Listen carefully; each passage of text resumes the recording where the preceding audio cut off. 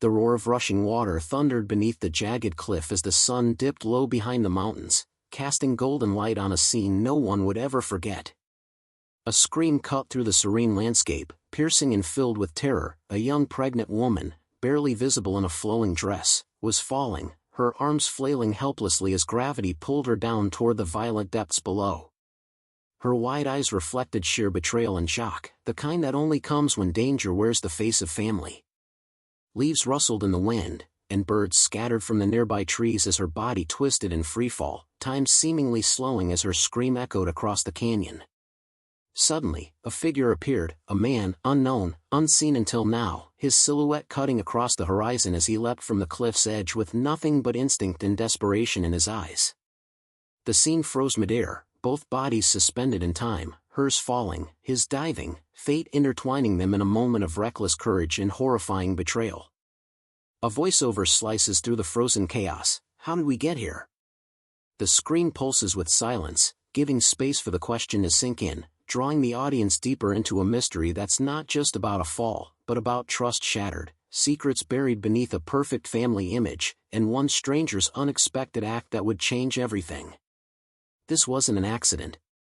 It wasn't a slip. It was a planned execution disguised as a weekend escape. And yet, somewhere in the wild heart of nature, someone chose not to look away. This isn't just her story, it's a story of darkness hidden in daylight, and how a single leap of humanity tore it all apart. What led to this moment? Why would anyone push a pregnant woman off a cliff? The answers lie just beneath the surface, if you're brave enough to follow. Sarah had always believed in love, not the kind found in fairy tales or unscripted TV shows, but the kind that felt real in the smallest moments. When she met Ehsan, it wasn't fireworks or drama. It was soft smiles, late-night conversations, and the comfort of being truly seen. Ehsan was kind, gentle, and ambitious. He spoke to her with respect, listened with patience, and treated her like she mattered in a world that often told women to be smaller. Their love bloomed quickly, and against her conservative family's wishes, Sarah made the bold decision to marry him.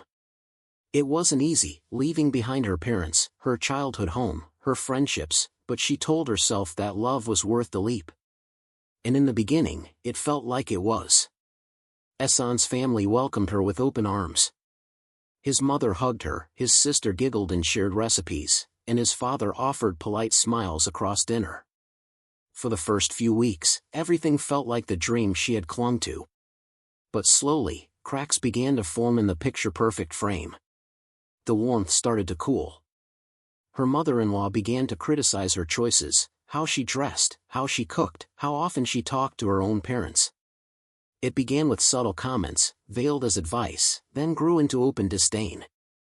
Ehsan, once her strongest supporter, began to change. He was still kind, but distant. He no longer stood up for her when tensions rose.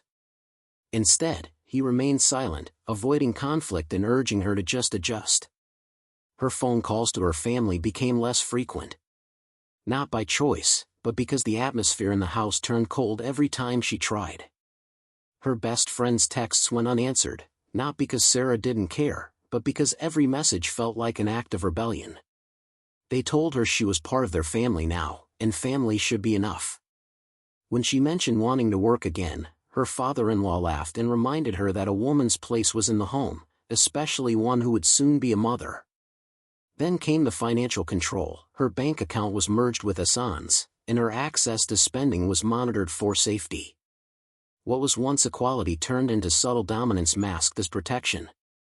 Sarah often found herself staring at her reflection, wondering when exactly things had changed, when her voice had started to shrink, when her choices had become someone else's decisions. She told herself it was just a phase, that things would go back to how they were. After all, Ehsan still smiled at her sometimes. He still touched her hand. He still slept beside her every night. But underneath the surface of that familiarity, something darker was taking root. She didn't know it yet, but the life she had sacrificed everything for was beginning to unravel, thread by thread. The people she now called family were about to become her greatest threat, and the man she loved was no longer someone she could trust blindly. As the months passed, the warmth in Sarah's new home dissolved into something cold, sharp, and suffocating. What had once been smiles and sweet welcomes turned into whispers behind her back, side glances, and doors that seemed to close just as she approached. The abuse didn't come in the form of shouting or hitting, it was quieter, more calculated, more poisonous. Her mother-in-law's comments grew crueler with each passing day. "You'll never be able to raise a strong child with a weak heart like yours," she would sneer, eyes filled with disdain as she stirred tea in the morning. "You're carrying this family's legacy. Try not to ruin it." Her sister-in-law, barely older than Sarah but venomous in her words, joined in like a shadow-echoing cruelty. "I hope it's a boy. If it's a girl, she'll turn out soft like you." Spineless. They said it with smiles, always with smiles, so if Sarah ever tried to explain it to someone, it would sound like harmless jokes. But they weren't jokes. They were attacks. Subtle, consistent, and meant to break her spirit from the inside out. Ehsan, who once shielded her from every discomfort, began to pull away emotionally. He became indifferent, shrugging off her concerns with lazy excuses. "You take things too seriously," he would mumble without making eye contact. "They don't mean anything by it." But his eyes said otherwise, he knew. And he was choosing to ignore it. He started coming home later, claiming stress at work, leaving Sarah to eat meals alone while his family sat in silence or muttered cruel remarks loud enough for her to hear. The house felt less like a home and more like a prison, each room echoing with judgment and isolation. Her once bright spirit dimmed under the constant pressure of expectations she never agreed to and rules she didn't understand. She felt herself fading, becoming a version of herself that barely spoke, barely resisted, barely existed. In the quiet hours of the night, when the house finally slept and her thoughts had room to breathe, Sarah began journaling. It wasn't for anyone else, it was just for her, a place to spill the confusion, the pain, the loneliness she was too afraid to voice. Page after page, she poured her truth.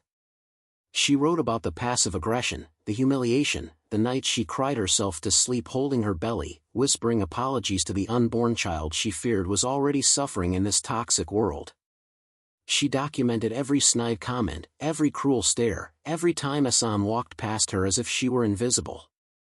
She once tried to show him a page, just one. He barely glanced at it before tossing it aside and saying, "You're being dramatic. Stop acting like a victim." That sentence shattered something inside her. It wasn't just a betrayal of silence anymore, it was denial. He wasn't blind to her pain, he was choosing to look away. And in that choice, he stood with them, not her. Sarah stopped trying to explain herself after that. She kept writing, filling notebook after notebook, convinced that if she vanished one day, at least her words would remain. They would tell the story no one wanted to hear. But deep down, even with her strength waning, she still held on to hope, hope that someone, somewhere, would see her, believe her, and maybe, just maybe, save her. What she didn't know was that salvation would come, but not from anyone inside those four walls. Not from family. Not from love. It would come from a stranger, someone who had no reason to care, yet risked everything in a single, fearless moment. When Sarah discovered she was pregnant, her heart swelled with something she hadn't felt in months, hope. For a brief moment, she believed this child could be the glue to fix everything. Maybe her in-laws would soften. Maybe Ehsan would return to the man she married. Maybe love, in its purest form, could still grow in a home where everything else had withered. She imagined Ehsan holding their child, kissing her forehead, and telling her everything would be okay. She clung to that dream with trembling hands, desperate to believe that a new beginning was still possible. When she shared the news, the reaction was not what she expected. Her mother-in-law let out an overly dramatic gasp, hugging her a little too tightly, her eyes glinting with something Sarah couldn't quite place. Her sister-in-law forced a smile and muttered, "Well, that's good news," while barely looking up from her phone. Ehsan's face was unreadable. He kissed her cheek, murmured, "I guess we're really doing this," and walked away without saying another word. The warmth she expected never came. Instead, something colder settled in the air, like a storm that hadn't yet started but was close, too close. Over the next few weeks, Sarah noticed small changes that set her nerves on edge. Ehsan, who had already grown distant, became almost completely absent. He started leaving for work earlier, coming home later, often claiming urgent meetings or long drives to clear his head. When she asked him to come with her to doctor's appointments, he always had an excuse. "It's just a routine checkup," he'd say, avoiding her eyes. She started to feel like she was carrying this child alone, not just physically, but emotionally. The distance between them was no longer just emotional, it felt like a wall had been built, one she couldn't climb no matter how hard she tried. The household became colder, more calculated. Her mother-in-law took sudden interest in her health, often preparing special teas or reminding her which supplements to take and when. At first, Sarah appreciated the attention, but something felt off. Her prenatal vitamins, carefully prescribed by her doctor, were suddenly replaced with a different brand, one she didn't recognize. When she asked, her mother-in-law smiled sweetly and said, "These are better, imported. I got them just for you." Sarah felt uneasy but didn't argue. After all, wasn't this what family was for? Support? But the unease only grew. Some days, after taking the new pills, she felt unusually dizzy, even nauseous beyond normal pregnancy symptoms. Her hands would tremble slightly, and her heart raced without reason. She mentioned it to Ehsan once, quietly, unsure. He dismissed her concerns instantly, saying she was overreacting and that all pregnancies came with strange symptoms. "Stop being so sensitive," he said without looking up from his phone. That was the night she stopped talking to him about her fears. Sarah started secretly saving one of the pills each day, hiding them beneath the lining of her jewelry box. She didn't know why, but something told her this was more than just bad luck. Something inside her screamed that she was being watched, managed, controlled, and now, maybe even harmed. She would later learn that instinct wasn't paranoia. It was survival. And the truth behind those pills would be one of many cruel pieces in a puzzle that pointed to a horrifying reality: they didn't want her or the baby to survive. It was her mother-in-law's idea, a peaceful family getaway to the northern hills to relax before the baby arrived. "You've been so stressed lately, Sarah. A little mountain air will be good for you," she said with an oddly cheerful tone. The suggestion came over breakfast, and though it was delivered with a smile, Sarah felt her skin prickle. Her instincts whispered that something wasn't right, but she couldn't put her finger on it. Her sister-in-law chimed in, adding that the location had a beautiful waterfall and was perfect for family pictures. "Imagine the glow of pregnancy against the sunlight," she said with a smirk. Ehsan, sitting at the edge of the table, barely looked up. "I don't think I can come," he mumbled, "work's piling up, and there's a crisis at the office." His lack of eye contact didn't go unnoticed. He didn't offer to reschedule or suggest a different plan. Just a quick refusal and silence. Sarah's heart sank. A trip this far along in pregnancy without her husband? She voiced her concern, but her mother-in-law quickly brushed it off. "Don't be silly. We'll take care of you better than any man could. You need this, for the baby." Her tone left no room for protest. Sarah nodded slowly, unsure why her stomach twisted with unease. Still, she told herself she was overthinking. Maybe they were really trying to make things right. Maybe this was a gesture of peace. Maybe, after everything, this was finally a chance to reconnect. The morning of the trip, Sarah packed quietly. The air in the house felt heavy, like a curtain drawn over something dark. As they drove away from the city, the tall buildings gave way to winding roads and forested slopes.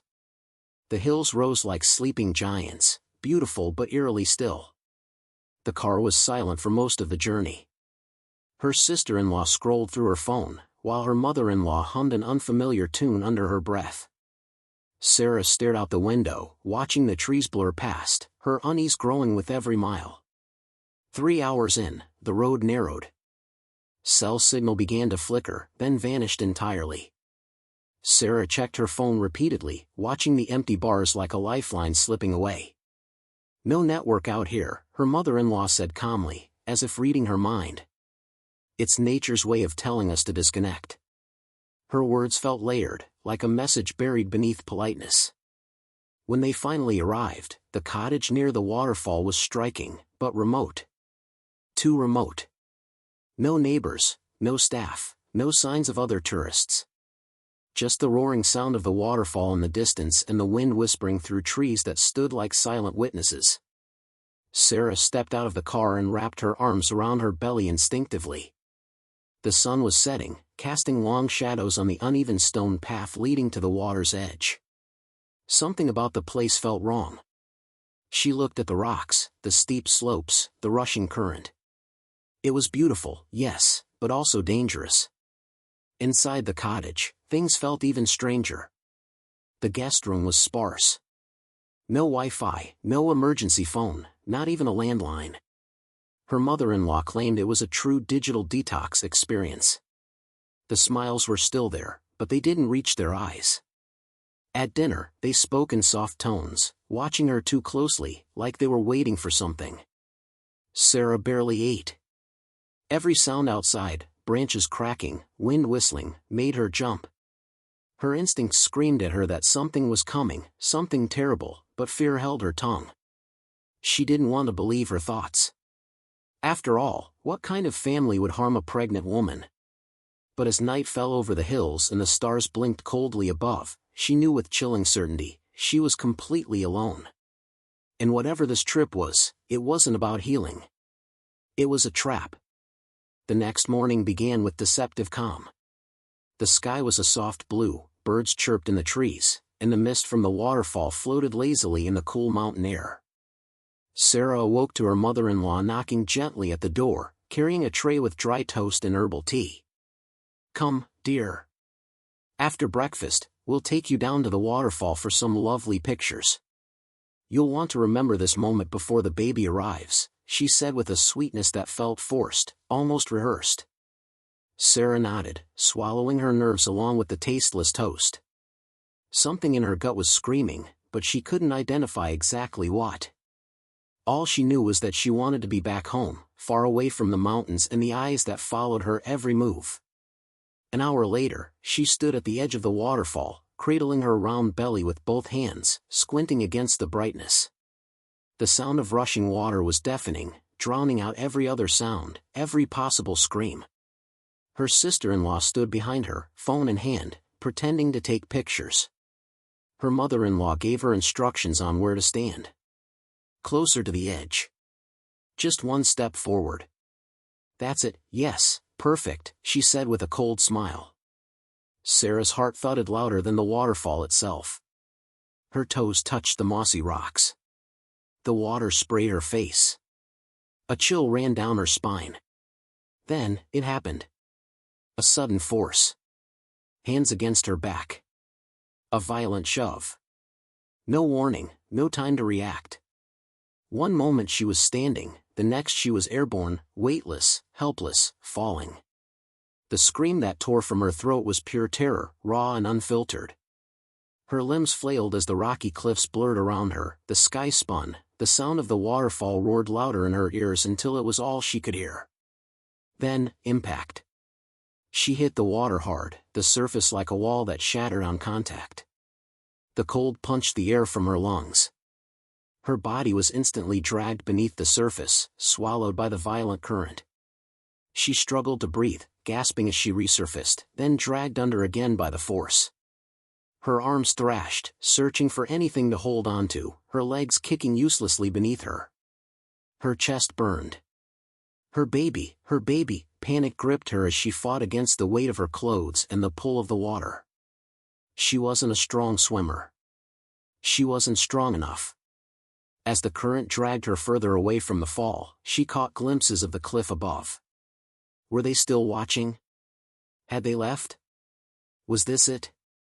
Was this how her story ended, her child's story, forgotten at the bottom of a mountain stream? Just as the thought surfaced, so did something else. A shadow, a movement above. A voice, faint through the roar.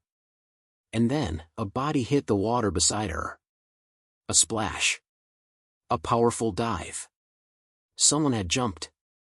The chaos underwater became a storm of limbs, currents, and confusion. Arms reached out. She tried to scream, but water filled her mouth. She tried to grab, but her strength was fading. Her vision blurred. All she could make out was the shape of a man, kicking hard, pushing through the pull of the river.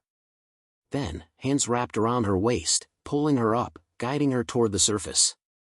The sun burst through the water above like a blinding star. And then, finally, air. Sarah gasped, coughing violently, her eyes wide with terror and confusion. The man beside her held her up, keeping her afloat with practiced strength. "I've got you," he said. His voice was calm, steady, like an anchor in the storm. "You're going to be okay." She wanted to believe him, but the world tilted around her. Her limbs went limp. Her eyelids fluttered. She felt the cold take over. Just before everything went black, she whispered one word, her voice barely audible above the roar of water. "Why?" Then, darkness. Zion never planned to be a hero. He hadn't come to the mountains seeking drama or danger, he came to escape it. After serving 8 years as a medic in the army, most of them spent in war zones patching up broken bodies and watching young lives slip away, Zion had decided he needed distance. Distance from pain. From people. From memories that still haunted him every time he closed his eyes. The hills, with their silence and solitude, offered a kind of peace he hadn't felt in years. He carried nothing but a rucksack, a water filter, and a journal where he occasionally scribbled half-thoughts he was too tired to finish. He was used to solitude now. It didn't scare him. That morning, Zion had taken a different trail, something less crowded, more rugged. He wasn't in the mood to see smiling families or giggling couples. He just wanted the sound of his boots crunching on gravel and the occasional rustle of trees overhead. He'd heard of the waterfall from a local at the base of the trail. "Not many go there anymore," the old man had said. "Too remote. No network. But beautiful, like something out of a dream." Zion wasn't chasing beauty, but something about the quietness of it appealed to him. So, he hiked. He was half a kilometer away from the falls, wiping sweat from his brow, when he heard it, the scream. It wasn't the sound of someone startled or laughing. It was pure terror, the kind that punched him straight in the chest. A woman's scream, followed by the unmistakable crash of water. Zion's instincts kicked in before thought could catch up. He dropped his bag, ran toward the edge of the sound, and didn't hesitate. One glimpse was all it took. He saw her body mid-fall, her arms grasping at air, the unmistakable shape of pregnancy outlined by her fluttering clothes. There was no time to think about the risk. No time to calculate. His training took over. This wasn't the first time he'd jumped toward danger. His body reacted on muscle memory. He leapt from the cliff, aiming his dive just to the side of where she hit the water. The fall was long, the wind tearing at his face, and then, impact. The cold shocked his system, but he powered through it, eyes scanning underwater for movement. He spotted her sinking, struggling. Her arms moved weakly. Her mouth opened in a silent scream. In the chaos of the water, he reached her, wrapped an arm around her chest from behind, and kicked hard toward the surface. Years of swimming under pressure, pulling wounded soldiers from flooded ditches, from burning wreckage, had trained him for this. His lungs burned, but he didn't stop. The moment they broke the surface, she gasped, coughing, eyes wide with fear. She looked at him like he was a ghost. He held her tighter, whispering calmly that she was safe. That he wouldn't let go. That she wasn't alone. And in that moment, something in him shifted. He hadn't known her name, hadn't seen her face before today, and yet her scream had sliced through every wall he'd built around himself. Zion didn't know why fate had led him to that exact place at that exact time. But he knew one thing, he was meant to hear that scream. And he was meant to answer it. Not as a soldier. Not even as a medic. Just as a human being who still, somehow, despite everything, believed that a life was worth saving. Zion's grip on Sarah never loosened, not even as the current fought against him, dragging them downstream with a force that would have broken a weaker man. With every kick and stroke, his mind ran through procedures, checking her vitals, watching her pale face, counting every faint breath she managed. Her pulse was there, weak, but steady. Her body was limp, soaked and heavy in his arms.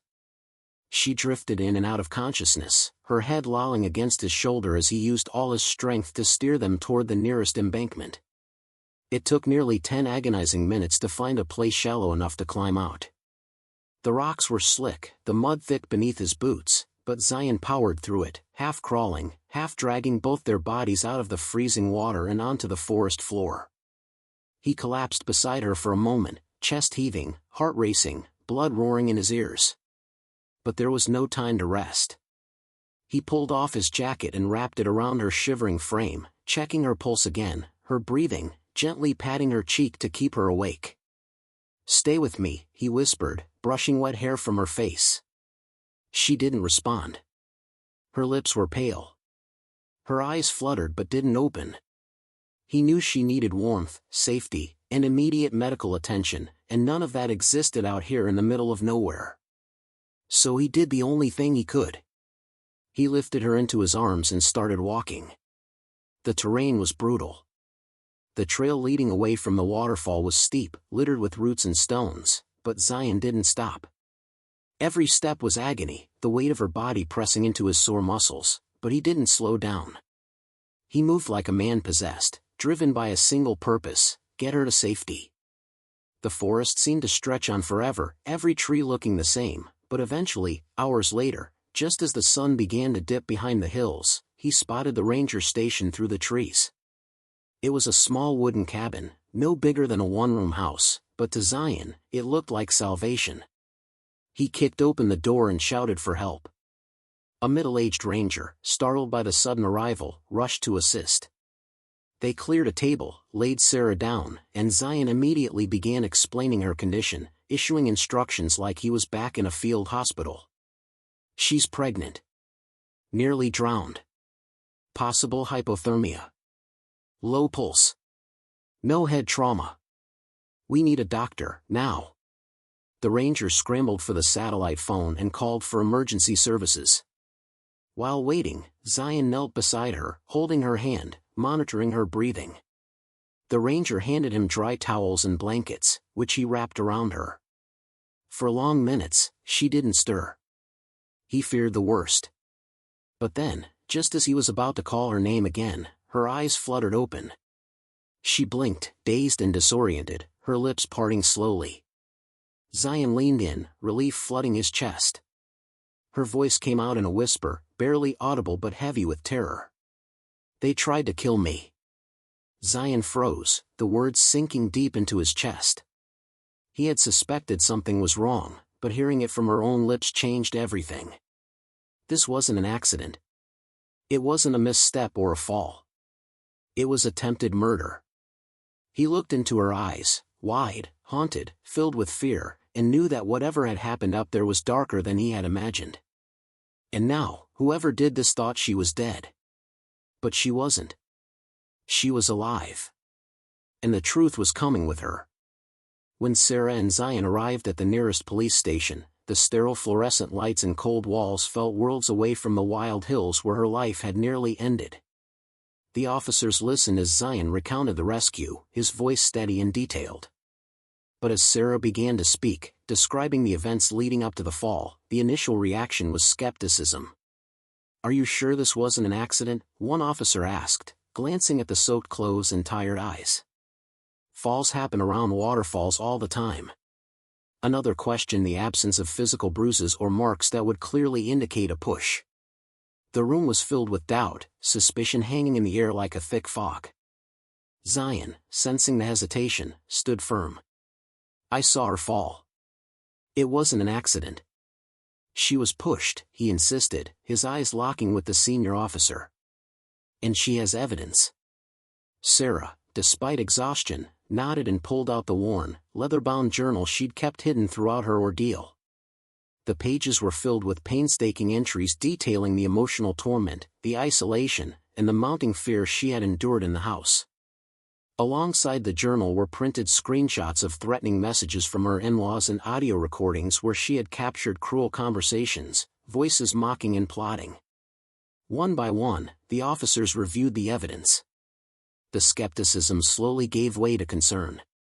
This wasn't just a tragic accident or a personal dispute, it was something darker, a calculated act of cruelty and violence. The weight of the proof was undeniable. After a few tense hours of interviews and paperwork, the police agreed to take action.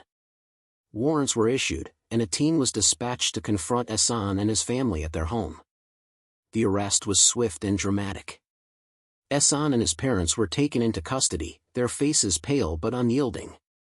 Neighbors gathered, whispering rumors of the quiet family's secrets spilling into the open. Ehsan, who had been so distant in the weeks leading up to the incident, now faced the full consequences of his silence and complicity. His mother and sister, once smiling faces at family dinners, were now suspects in a case that had shocked the community. Back at the station, Sarah was escorted to a quiet room where officers offered her water and comfort. Zion remained by her side, his presence a steady reminder that she was no longer alone. She realized that though the path ahead would be difficult, filled with courtroom battles, painful memories, and the challenge of rebuilding her life, the first step toward justice had been taken. In that moment, Sarah understood the power of speaking out and holding on to truth, even when no one seemed willing to listen. The darkness that had threatened to swallow her was beginning to recede. And thanks to a stranger's courage and her own unbreakable spirit, a new chapter was about to begin. The courtroom was heavy with tension as the trial unfolded, peeling back layers of a story that shocked everyone who heard it. Testimonies revealed the chilling reality behind the perfect family facade, years of emotional manipulation, isolation, and cruelty carefully planned to break Sarah's spirit. The in-laws' sinister intentions became clear, they had never accepted her, and the arrival of the baby only intensified their hatred. Witnesses described whispered threats, controlling behavior, and attempts to poison Sarah's prenatal vitamins. Evidence painted a harrowing picture of premeditated violence disguised as concern. Ehsan's role was equally devastating. His silence, once mistaken for weakness, was now exposed as complicity. During the proceedings, he chose to plead guilty, admitting to knowing about the plan but failing to protect his wife. The courtroom gasped, the betrayal cutting deeper than any harsh words. The judge handed down sentences that reflected the gravity of their crimes. The in-laws received lengthy prison terms for attempted murder and abuse, while Ehsan faced charges of negligence and conspiracy. Throughout the trial, Sarah found herself fighting on two fronts, not just for justice, but for life itself. Amid the legal battles and painful memories, she went into labor. The delivery was difficult, but the moment her daughter's cries filled the room, a new kind of hope blossomed. Holding the tiny, perfect life in her arms, Sarah felt a strength she hadn't known she possessed. She named her daughter Noor, which means light, a symbol of the brightness that had returned to her world after so much darkness. As the courtroom drama continued, Noor's presence became a beacon of resilience and healing.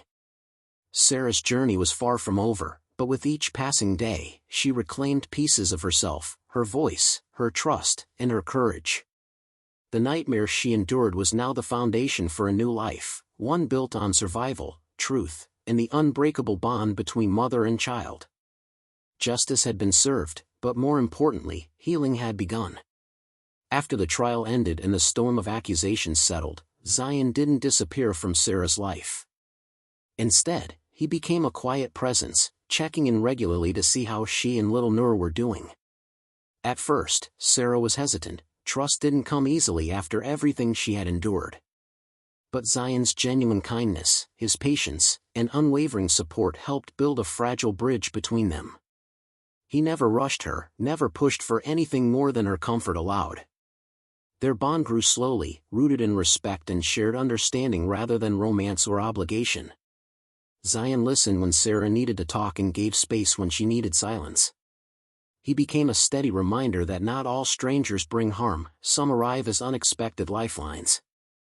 Through his visits, Sarah found a renewed sense of hope, a feeling that maybe life could be gentle again. Noor grew healthy and strong, her laughter filling the quiet moments of their meetings with light and joy. One sunny afternoon, far from the danger of cliffs and rushing waters, they met for a picnic beside a calm, wide river. The gentle lapping of the water against the shore replaced the thunderous roar Sarah had once feared. They shared simple food, smiles, and stories of healing. For the first time in a long while, Sarah felt safe and at peace. The scars of the past remained, but they no longer defined her. As the sun dipped low, casting warm hues across the sky, Sarah looked at Nur playing nearby and then at Zion, her savior, her friend, and quietly whispered a thanks to fate. This was not the end of her story, but a new beginning, one filled with light, strength, and the promise of better days. Trust your instincts. Abuse isn't always loud. Sometimes, it hides behind smiles, whispered words, and the silence of those who refuse to listen. It can come from the people who are supposed to protect you, the very family members who should be your strongest allies. This story reminds us that domestic abuse, especially the kind that comes wrapped in family ties, is a hidden epidemic. It is not always bruises or broken bones. Often, it's the emotional manipulation, the isolation, the quiet cruelty that slowly erodes a person's spirit until they feel trapped and alone. In-law toxicity is a reality many face but few talk about openly. The pressures, the control, the undermining of a woman's sense of self and safety, these acts can be just as damaging as physical violence. Recognizing the signs is the first step toward breaking the cycle. But more importantly, this story shows us the power of courage, not just the courage of those who survive abuse, but also the courage of strangers who intervene when no one else will. It was a stranger's leap of faith, a refusal to ignore a scream for help, that saved Sarah's life and changed the course of her story forever. If something feels wrong, trust that feeling. Speak up, even if your voice shakes. Support those who are suffering, because sometimes a kind word, a helping hand, or simply listening can mean the difference between life and death. No one should suffer in silence. Together, we can create a world where victims are believed, abusers are held accountable, and hope shines through the darkest times.